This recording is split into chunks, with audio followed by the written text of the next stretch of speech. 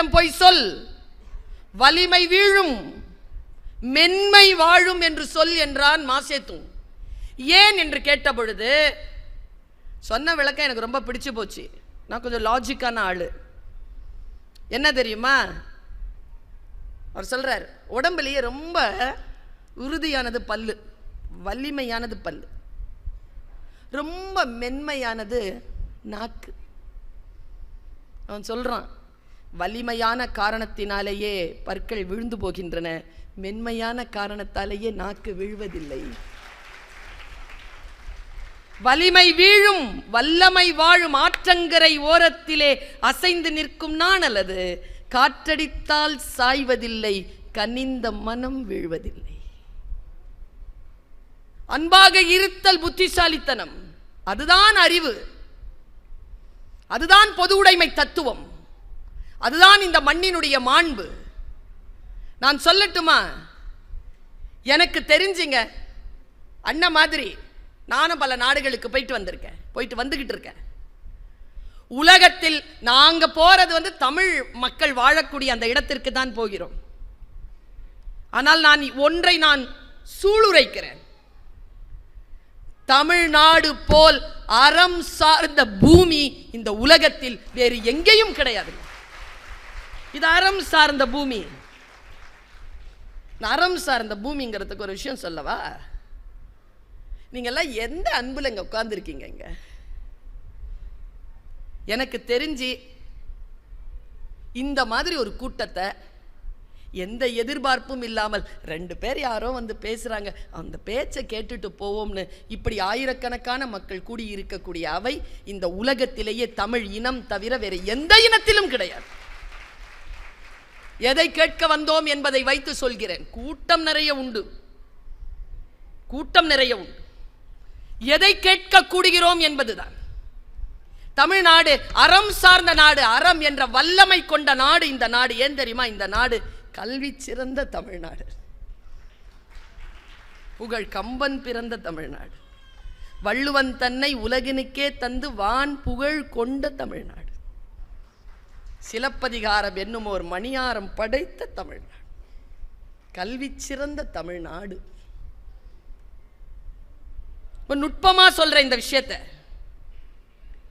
இந்த நாடு அறம் சார்ந்த நாடு என்பதற்கு கி. ராஜநாராயணன் ஒரு புக்கு, ஒரு கதை எழுதியிருந்தார். இந்த கதையை நான் படித்தேன். உங்க மனம் புரண்டு படுக்குதான்னு பாருங்களேன். இந்த புத்தக கண்காட்சியின் நோக்கம் பல்லாயிரக்கணக்கான பல லட்சக்கணக்கான புத்தகங்கள் இதோ இங்கே அடுக்கி வைக்கப்பட்டிருக்கின்றனவே, இப்படி மேடைகள் அமைத்து பேச கேட்க கொண்டு வைக்கக்கூடிய வாய்ப்பை தந்து கொண்டிருக்கிறார்கள். என்ன காரணம் தெரியுமா? அந்த மனசை கொஞ்சம் அப்படி புரட்டி போடுறதுக்கு தான், வேற எதுக்குமே இல்லை.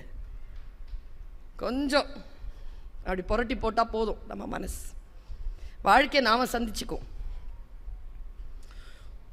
ஒரு ரவுடி பையன் இருந்தானா ஒரு ஊரில். கி. ராஜநாராயணன் எழுதுறார். பயங்கர வன்முறையாளர், நாய் கூட பயப்படுமாங்க அவன் நடந்தா. ஏன்னா சும்மா போக மாட்டானா, கல்லெடுத்து அடிச்சுட்டு போவானா. குழந்தை இருக்குன்னு வச்சுக்கோங்களேன், அந்த குழந்தைய போய் அவன் கையில் இருக்கிற மிட்டாயெல்லாம் பிடுங்கிப்பானா. யாரை பார்த்தாலும் அடிப்பான், யாரை பார்த்தாலும் நோவை செய்வான். அவனுக்கு நல்ல பேரே கிடையாது, சரியான ரவுடி. அவனுக்கு ஒரு நாள் சாவு வந்துருச்சு, செத்துட்டான். என்ன நினைக்கிறீங்க? ஊரெல்லாம் பட்டாசு அடிச்சு கொண்டாடுறாங்க. அந்த ஊருக்கு அன்னைக்கு தான் தீபாவளி, பயங்கர ஜாலி. போயிட்டான்ப்பா மாடி பாவி பய. ஒரு நாளாவது உருப்படியா நம்மளால வாழ முடிஞ்சுதான் இவன் உயிரோட இருக்கிற. செத்து தொலைஞ்சான் பாவி. பேசிக்கிட்டே இருக்கும்போது அந்த ஊர்ல ஒரு வாத்தியார் இருந்தாராம். சாவுக்கு அவர் வர்றார். எல்லாரையும் பார்த்துட்டு அமைதியா ஒரு வார்த்தை சொன்னாராம். இறந்துருக்கிறாரு, அவர் காலையில் வீட்டை விட்டு வர்றதை பார்த்துருக்கீங்களா? வெள்ளை சட்டை வெள்ளை பேண்ட் போட்டுட்டு வருவார், தூய்மையாக இருக்குங்க. அவரை பார்த்தாலே காலையில் அவர் நடந்து வர்றதை பார்த்தாலும் அவ்வளோ சந்தோஷமாக இருக்குங்க. நல்லபடியாக போகட்டும் அப்படின்னாராம் ஒரு வாத்தியார்.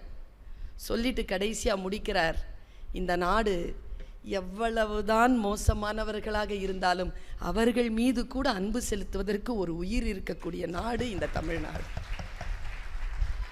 என் வர்க்கீரா மனசு இருக்குல்ல, எங்க எத்தனை கதை சொல்லியிருப்பாங்க எங்க அம்மா. அத்தனை கதையிலையும் அரக்கர்கள் வருவார்கள், திருடர்கள் வருவார்கள், யாரும் கெட்டவங்களே இல்லைங்க எங்க அம்மா சொன்ன கதையில. யாருமே சாகவே மாட்டாங்க பாட்டிகள் கதைகள்ல.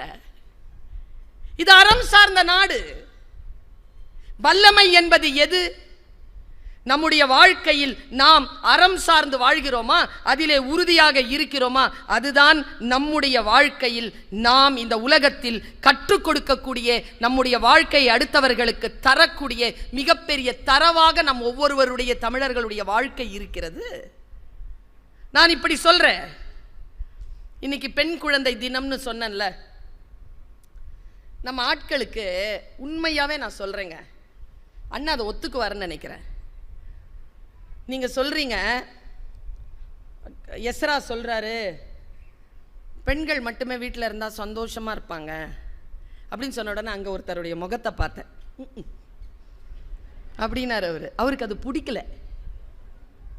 எஸ்ரா சொல்றது அவருக்கு பிடிக்கல.